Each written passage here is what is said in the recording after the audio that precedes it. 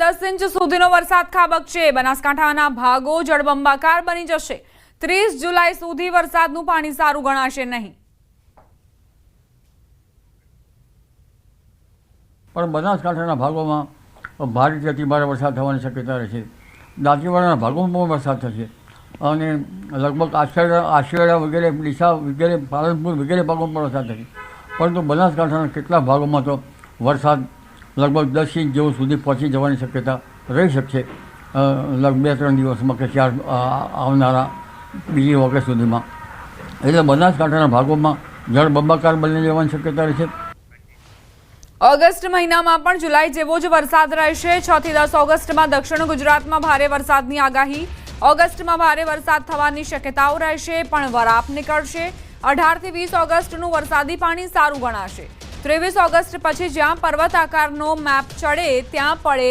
3 સપ્ટેમ્બરમાં આસપાસ ભારે વરસાદ પડશે। સપ્ટેમ્બરમાં પણ વરસાદ ખાબકવાની પૂરેપૂરી શક્યતાઓ। જુવાર તલ જેવા પાકો માટે આ પાણી સારું રહેશે। ઓગસ્ટ માસમાં પણ 6 થી 10 ઓગસ્ટમાં વરસાદ થવાની શક્યતા રહેશે।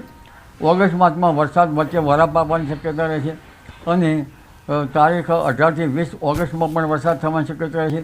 ઓગસ્ટના વરસાદનું પાણી સારું ગણાશે અને 23 ઓગસ્ટ પછી જ્યાં પર્વત આકારનો મેઘ ચડે ત્યાં મેઘ પડવાની શક્યતા રહેશે। ઓગસ્ટ માસમાં પણ ભારે વરસાદ થવાની શક્યતા રહેશે કેટલાક ભાગોમાં, કારણ કે ઓગસ્ટ માસમાં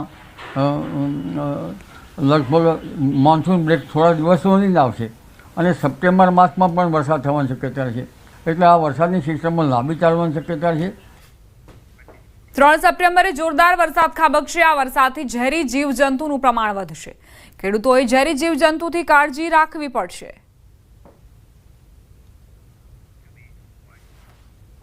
જુલાઈમાં જે વરસાદ થયો છે તેમાં સિસ્ટમો મજબૂત હતી। ઓગસ્ટમાં પણ લગભગ ભારે વરસાદ થવાની શક્યતા રહેશે।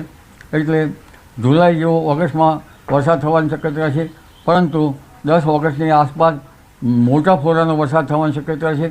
જો કે આ વરસાદી પાણી સારું ગણાતું નથી, પણ આ વરસાદથી ભેજ ટકી જશે અને ભાલ જેવા જે સૂકવાના ઘઉંના માટે આ પાણી સારું રહેશે અને સપ્ટેમ્બર માસમાં પણ ભેજ છટવાતા જુવાર જેવા પાકોમાં પાણી સારું રહી શકે।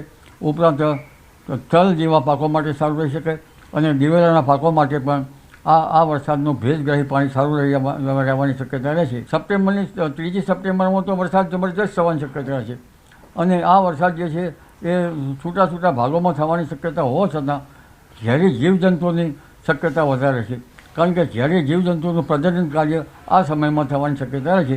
એટલે ખેડૂત ભાઈઓ ખેતરમાં રાખેલા પાત્રામાં વીસી કે એવા કોઈ ઝેરી જીવજંતુ ના આવે તેની કાળજી રાખવાની જરૂર છે। જી।